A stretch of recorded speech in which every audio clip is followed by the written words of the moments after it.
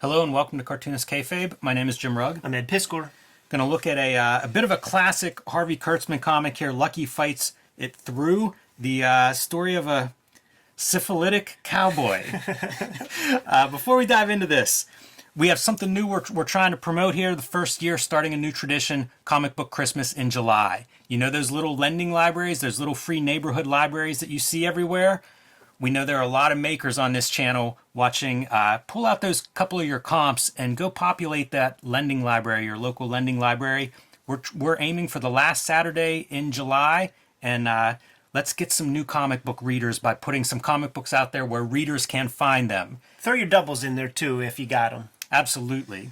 Also want to encourage everybody to like, follow, and subscribe to the Cartoonist Kayfabe YouTube channel if you haven't done so already. Hit the bell icon next to the subscribe button. That's the notification button so that when we post a new video, you'll be the first ones to see it. And if something comes up that you need to add to your collection, like Teenage Dope Slaves and Reform School Girls, you'll be the first one in line at your local comic shop, in the back issue bins, on Amazon, on eBay, wherever you buy these books. You'll be the first one in line to get there. So it gives you a leg up on the kayfabe effect. And finally, let this video play through to the end. That helps YouTube's algorithm know that it's a comics video, and we'll share it with other comics fans, people who haven't necessarily found Cartoonist Kayfabe yet. It's how we grow this channel, and we appreciate your help on that. But Ed, we are here to talk about syphilis. I mean Harvey Kurtzman.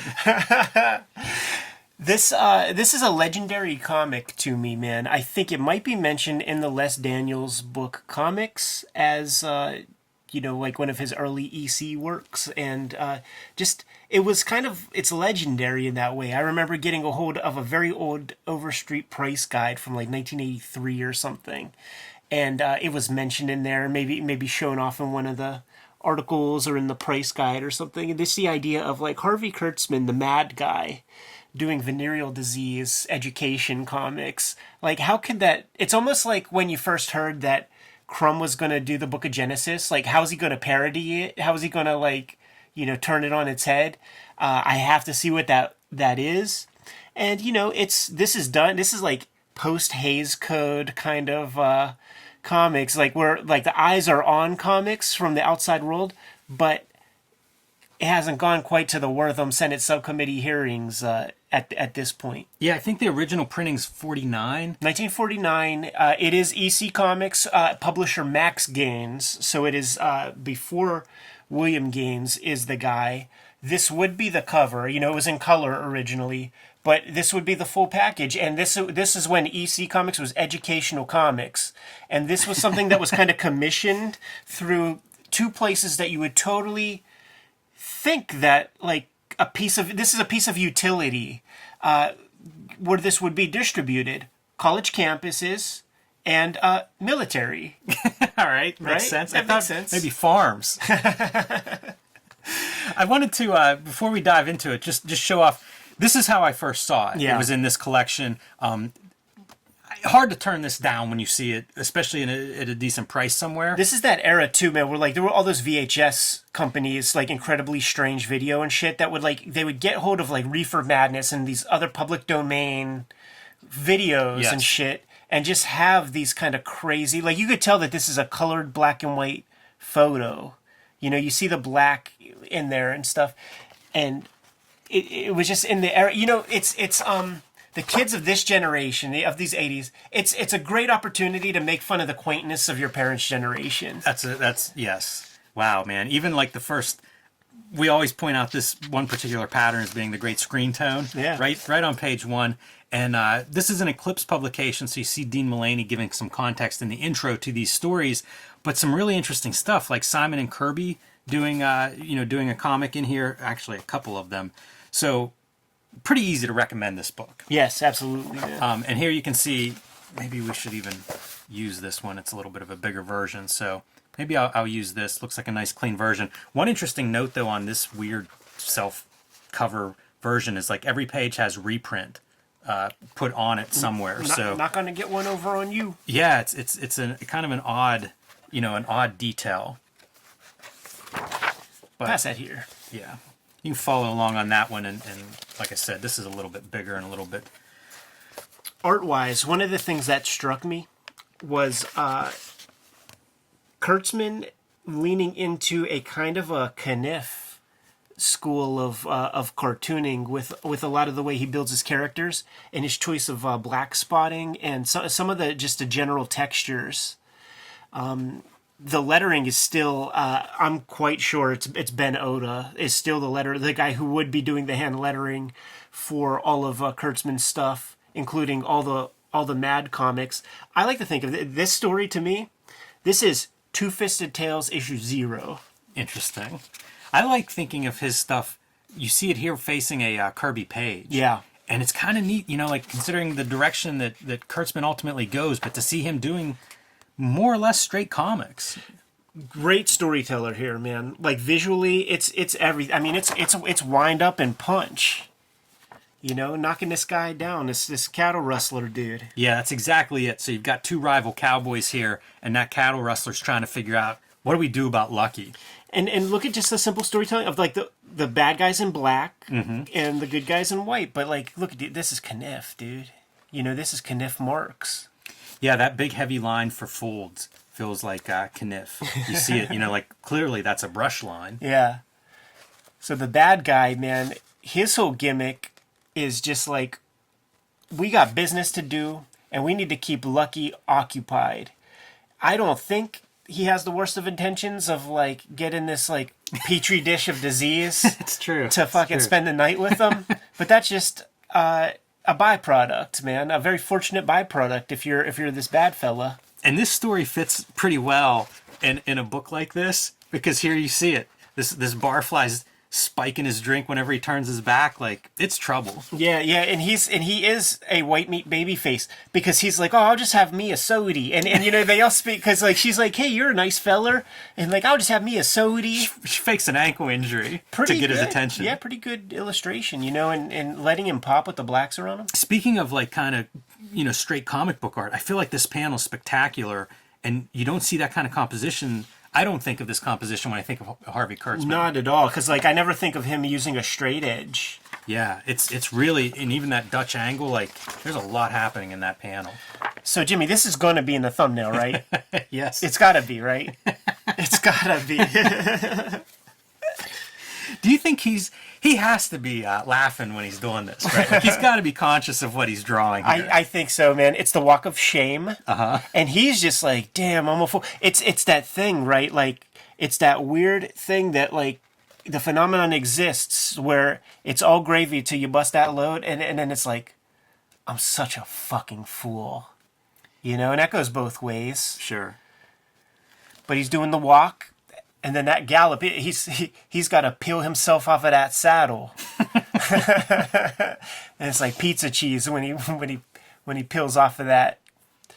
I couldn't wait to read this, because it's 1949. I need to see how they approached this stuff. Premarital sex. Yeah, it's pretty. I'm surprised by that part. Like it's very clear what's happening in this story at all times. But it's still allowed for, like, it's not gratuitously like put out there. It's like, they spend a night, he leaves them a fool. This That's comic, pretty graphic. Yeah. Doesn't it look like Gilbert some? It does. This comic is for adults, so this is like the very first comic, that we've looked at from this old period. This is not for kids. I've never seen this book written about that way, and it should be. Because clearly it's aimed at an older reader. It's GIs, it's college kids it's going to. Yeah, definitely. But they still they still got to treat everything with kid gloves. So many of these panels look like such classic style. Yeah. Like, I wonder about Kurtzman's mindset. Like, is this the direction he assumed you had to go? If you're going to be a comic book artist? Right.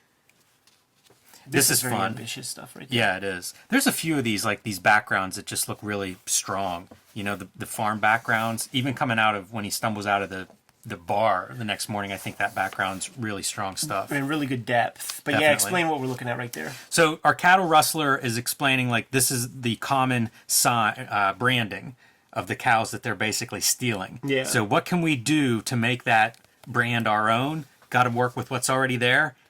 Turn it into the 8-ball. And it makes me wonder about Dan Clowes being conscious of this.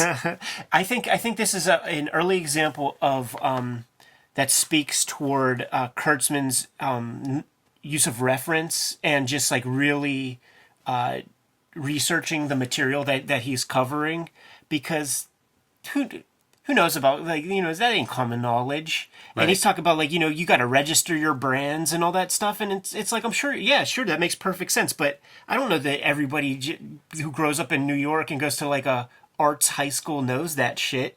So I think that this is like an early indicator of where his work will grow in terms of writing.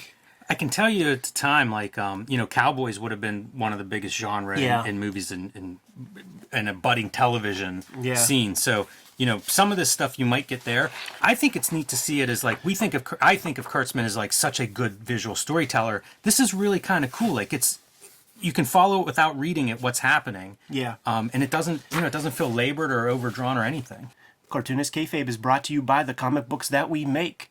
Jim Rugg, right now on the stands, has Hulk Grand Design Monster and Madness, where he distills down 60 years of Incredible Hulk lore into two 40-page volumes with an inevitable trade paperback Marvel Treasury size book that I got to look at the PDF. It's going to be the book of 2022. Red Room, Trigger Warnings, issue 1, 2, 3, and 4 are on the stands. As we speak, Murder on the Dark Web for Fun and Profit. Every issue is completely self-contained. It is banned in more than 28 countries. It is banned in more than 10 comic shops.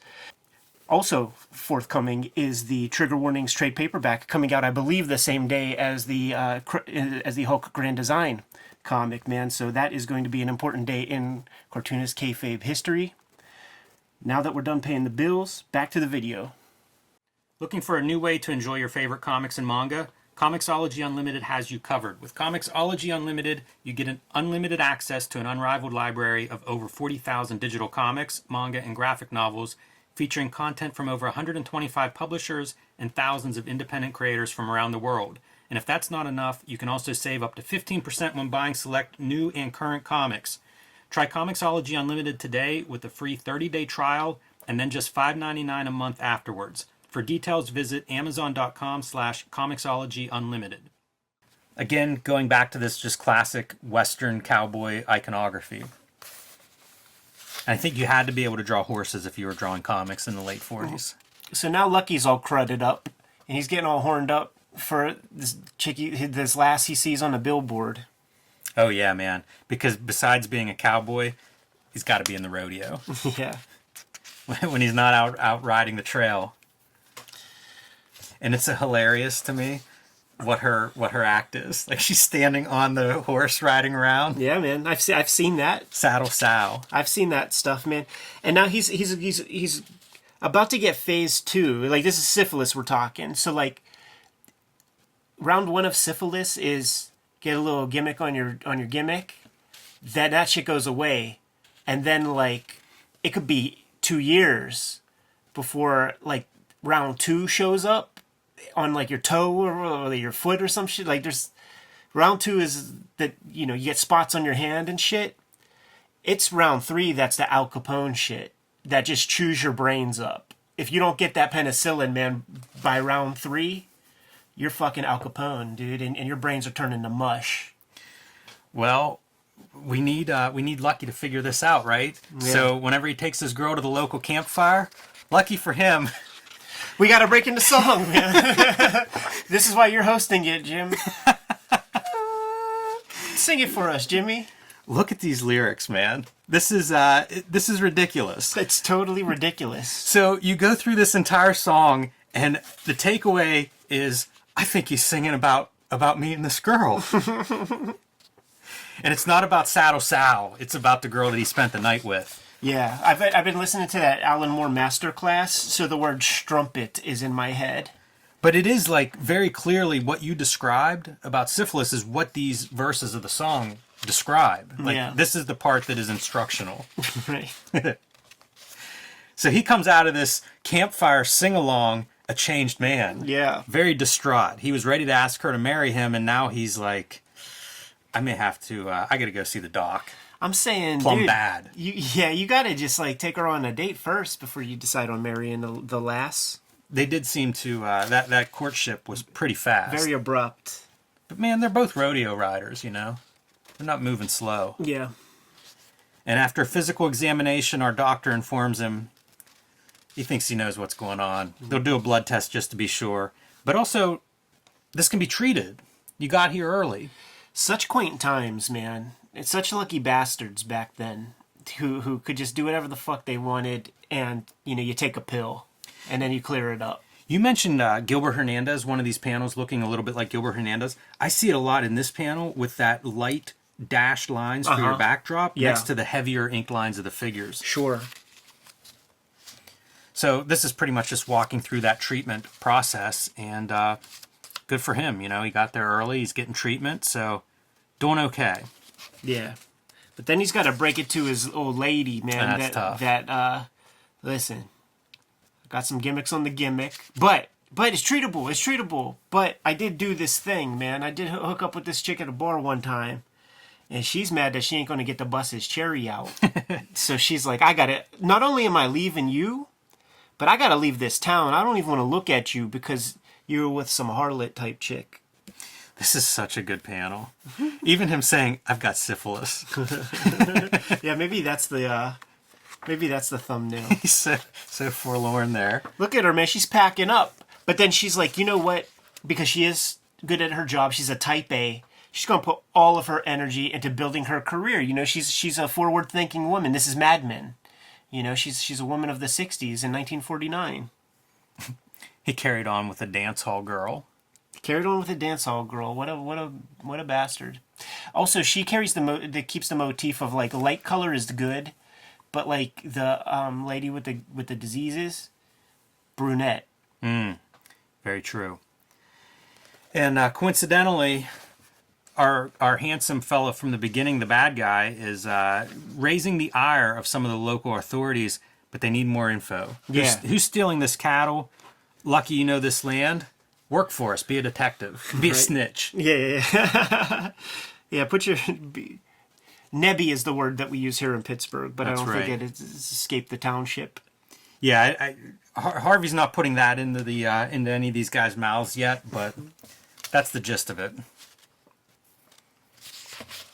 And we see him kind of tracking down these bit players. He's just a couple steps behind of some of the guys who are partnering in this cattle operation. And unfortunately, these dead men, they don't really give him any info. Right. Yeah, I feel like that's almost an editorial illustration with a spur over the crotch. That's a good call. A little starburst coming out of there. There's something wrong in that area. It's piss and fire. How about Sally that, tearing it up. that pose, dude? That's sick as hell, right? It is. Kurtzman's such a good storyteller. Like, that whole panel's great, especially with the super foreground figures around it. And then I like the little tiny circles for a few of the crowd heads in the background. All you need. A lot of depth there. She cracks the case. She gets a hold of a little naga hide or something, a little piece of leather, and sees that the 8-ball doesn't go all the way through, and the original brand is just that circle. If this is your brand and you get that shit copyrighted and or licensed, you got to expect that people are going to be able to, They did it in the wrong order. You're supposed to have the bat logo first, and then you put the circle around it for copyright reasons. Yeah, I think that's an easy one to manipulate. Yeah. Yeah, and here's our villain. Why does she go to Handsome Hank for this? Tipping her hat that she's kind of almost onto him. She's onto somebody that's rustling the cattle. Yeah, but she's naive, man. She is. Because this is 1949 and you need the dude to be the hero, but she, she knows this guy is like, look at this shit, man. We have to figure this out. But he's just like, you know what? I'm going to do you in. Maybe I'll give this girl gonorrhea with some dude in town.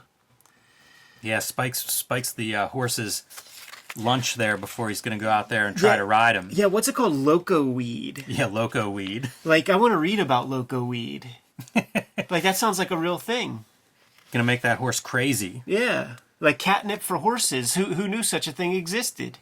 Very true. All these panels are really, I'm so impressed by them. Yeah, because who wants to draw horses all the time? Yeah, totally. But also, like, they're cool. Like, they're good looking panels. Violent collision with the ground, man. He's saying that we need to get this girl fixed before a rib cracks her into her heart.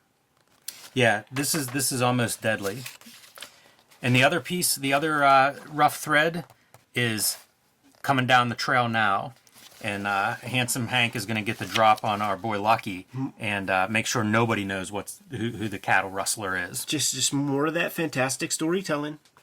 Got the bad guy up on high, aims the gun. You see the good guy in the distance. Then we cut to closer with the good guy and the guy with the gun who was already established up there. Like, it's such clear, good storytelling.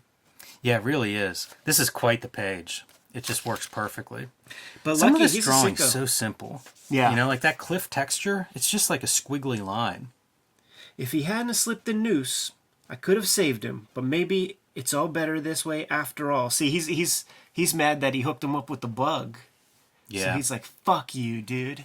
Although, horse rustlers, they hang. Ah. Oh, Cattle you know what? rustlers. Yeah, cattle rustler, maybe that's different. Because you steal a man's horse and then they could die. Right. Lucky heads back to town where he finds his girl survived and on the mend. And this is where the thing gets very ironically quaint, because Lucky is healthy now, and this girl needs blood. Mm-hmm. And the doc is like, we can you could hook her up with a transfusion right now. And you've seen that in old movies, and like I've had old family members and stuff like do that thing where like they lay in the bed right next to their ailing family member and they just siphon that shit like gasoline and fucking put one tube in one guy and another tube in another That's exactly guy. how that works. But, well, there is no middleman piece to clean the shit. Yes. So, you know, what quaint times we lived in where that was possible because all the STDs were taken care of with a little penicillin pill. Well, there's still, there's still risks involved. I mean, this is how She-Hulk becomes She-Hulk, so. And the chick is a little like, she's like, well, doc, if you're like 5,000% sure that this gross fuck isn't going to give me some stuff, then let's do it.